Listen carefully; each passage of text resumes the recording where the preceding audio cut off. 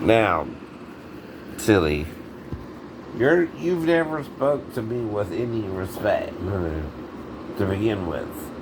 You done found me guilty of a crime I can't commit without someone else being involved with it, right? See, how do you know if a child's coach? If I'm sleeping in the living room, she has to leave her mother and come in there to me. Is that normal? No. No. Right. That's what I keep telling him he is, right? Whoever you are, you're stupid as dirt, right? Dirt! It's smarter than you. No. I'm on the couch. I'm in a separate sleeping area. Right? I didn't even take the spare bedroom in case the child might get confused and might wander into there. But again, which is more likely. And usually you sleep in the bedroom unless you had to sleep somewhere else with her dad. Now in her grandma's house, I'm sure she had her own room. Probably, I don't know, I didn't get into that much information actually. I didn't even ask her. Right? I don't know where she slept with her grandma. But probably in her own room, I would imagine. Everybody would have to have a room, though. I think Crystal was living there, and also Brandon. So she would have to. They would have to have at least a 4-bedroom house. Right? I don't know. I've never been there. I didn't make it to even meet the family on her side. By the way, which ain't no fun to be leaving stuff stranded in Tennessee, not even know why the hell she did that, right? Oh, she met my family, no problem, but not me, hers. You, hers. That's odd too. Except for Brandon and Crystal who came and visited her, right? By the way, but that's the only way I met them. This thing can be gone, right? And both of them look different than Daffy. That's what I'm trying to tell you. Okay, Mr. Walker. She looks more like him. And he don't like that. That's what I'm worried about. I'm worried he's like Mr. Baker. Lisa's dad. Or someone is. Could even be Sal, which is all she called him, was Sal, right? It's either there's for Salvatore or Salvador, right? I don't know which. See, I never met the man either. But when you're doing all this to me with no respect for my response to you, right? You're so full of shit, you're doing right? I don't mean externally, I mean internally. Right? By the way, you keep pretending I'm bringing it up, but every time you attack me, you're using that excuse to attack me that you still think I'm Melissa, my stepdaughter. How? How? All you can do is cut her to come in there to meet. And it don't mean I even touched her sexually. See, there's a way to touch a child that's not sexual or criminal, and that's only if you're trying to make sure she didn't pee herself, being that she was in the mother's bedroom all night long. You don't know why she's in there with you. But if she puts her crotch in your face, or was by the bathroom door or something, but in the living room still with you, right? You're still investigating what's going on either way, in either story, right? Like I said, there's only 2 ways you can come in there to meet, fully or partially, right?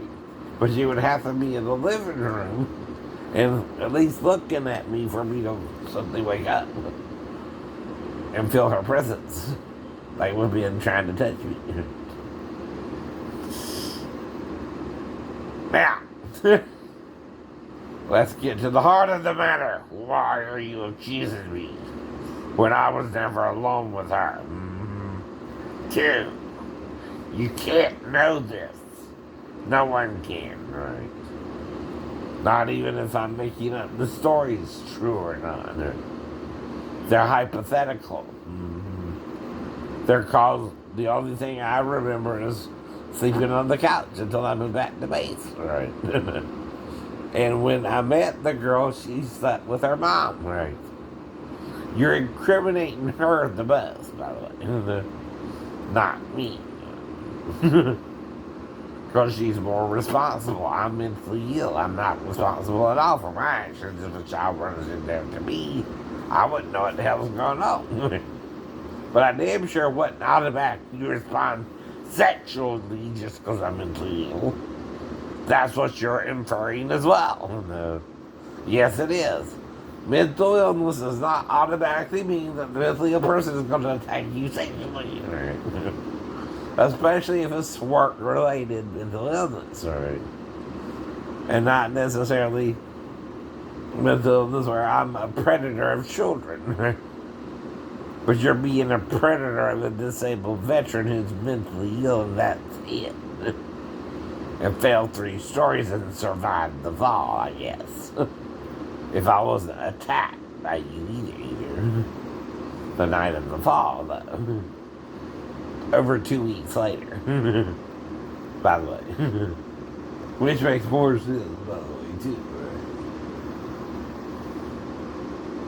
Right? Fail, who was trained in ninjutsu, and Mike could even land it. If I was to jump, right? But I don't remember which I did, right?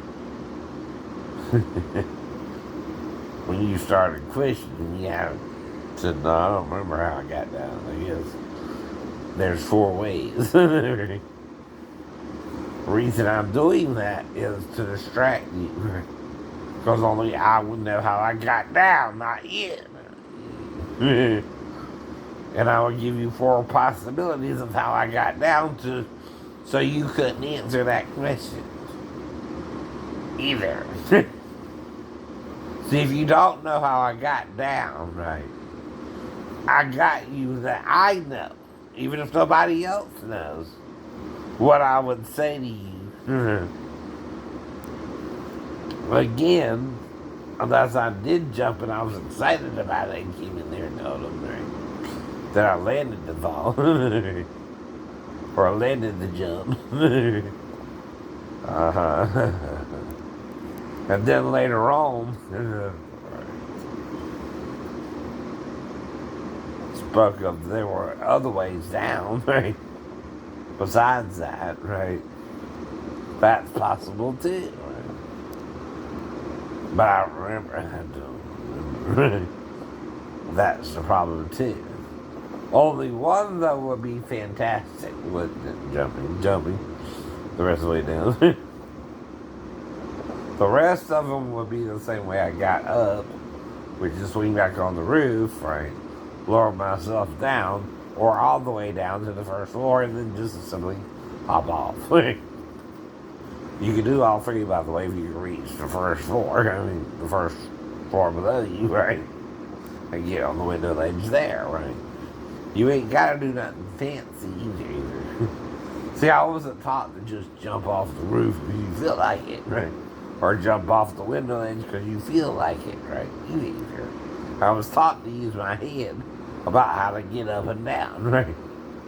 But those are the 4 options you got. Whatever I told you that night.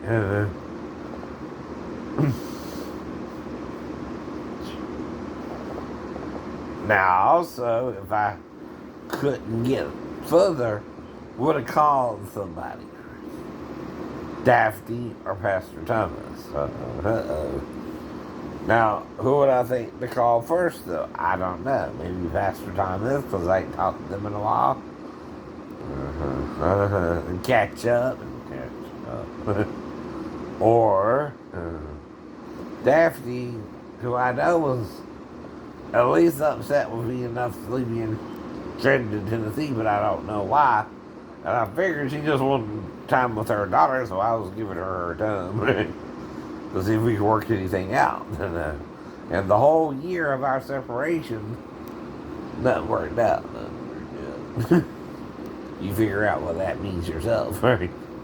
That was before I met her. dumbass, right? Has nothing to do with me but her, right? Like some people say, sometimes the problem is right there, and it's her, and it's her. If you don't know what the problem is, she won't tell you. You're not a mind reader.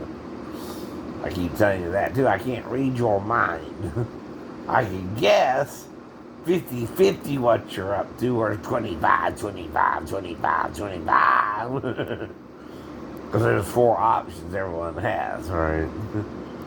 Now, when I set my wallet on the damn thing, right? Sure, someone could have snuck up and took the $10 out, but who would do that but a thief? I know. And of course, you stole the money for my meal if you did that, right? But I consider it a charitable donation. Too, I forgive you. But I do mention it because I had the money in the wallet and took it from that drawer here. That's here. Yeah, this drawer here. Put it in the wallet in the living room and put it in my pocket so I wouldn't lose the money, because that's what my mom keeps telling me. But if you wallet, then you don't lose it. Don't fall out anywhere. Right. And I don't blame Sarah either, because I was dumb enough to leave it on the damn thing near me, right? That's my fault too, so you deserve that $10, right? That's still forgiving you, though. See, I'm not holding a grudge against you. You can have it, right? If you're that desperate that when I'm distracted about bringing up my stuff, you steal it out from under my nose, you got it when you leave fair and square, I guess. Enjoy your meal. That's about all you can get with it. And maybe some alcohol if it's under $1 or $2. If I can get you a 40 or something. Whatever, I'm saying. And I don't hold a grudge.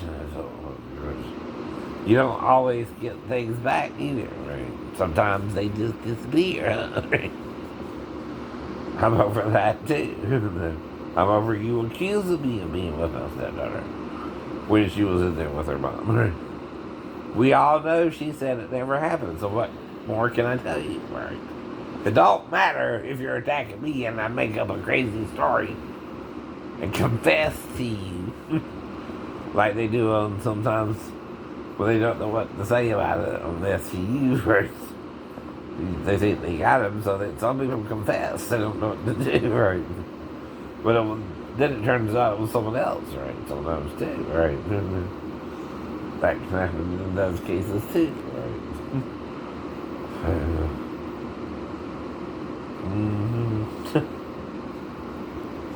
You don't know what to do. You just don't know what to do. Or you don't even know who it is, and you're wondering why they're, attacking you so hard like they were there, right? Well, you know who was really there, 2 people, right? And besides you. And that's it, right? So then you start wondering if it's 1984 and 1994, right? It's like the novel by Orwell. A military society again, right? Where you can barely move. There's no artistic expression anymore. Again, because of greed. See, if you all copyright your music, who can sing it but one person, right? When one person can sing the song that anyone else can sing, that's murdering music. Yes, it is. And free artistic expression.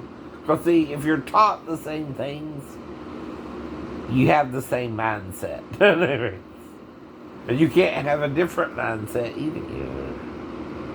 So your intellectual property is probably the same as mine if I was to come up with it first. Only you came up with it first. Oh. And you want all the money for it. That's another way to take advantage of a system that's designed for first come, first serve. Right? You know what I mean? You know what I mean. Right. Now, if I observe the moon is light at night and I make that into a song, do I have the right to tell you those are my lyrics and you can't sing those lyrics? No. No. Why can't I do that? Anyone can say the moon is light at night. Right. That's an observation, right? Which I'm trying to romanticize to my girlfriend by saying, honey, the moon is light tonight. Let's make love under the moonlight. Oh.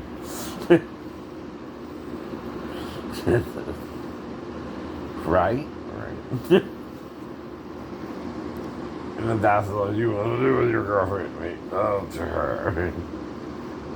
Unless you're into something else, and then you need to make up your mind there too, right? No one wants a wishy-washy person, even if you're bi, and we would prefer you to be gay or straight, you know what I mean? You can do that. But it's okay if you're bi too, we don't care. We're not really judging that either. But it's the third option. The other is, just be celibate. Don't do nobody. Right. You got 4 options, right? Usually northeast, south, and west, or whatever. Two. You got 4 directions you can go in. North, east, west, or something. And then the variations of that, right? Northwest, northeast, or whatever. North, southeast, and southwest as well. And then whatever's in between, right? You got a circle too. You're in a little circle. You're in a sphere that magically contains you. Your little ant farm, ants. You're just big ants on the ant farm that God made for us to live on, and you don't want to accept your role as the ant God made to live in the ant farm. Right? And he's letting you act all kind of crazy if you want to, or act sane if you want to. The choice is yours. Bye!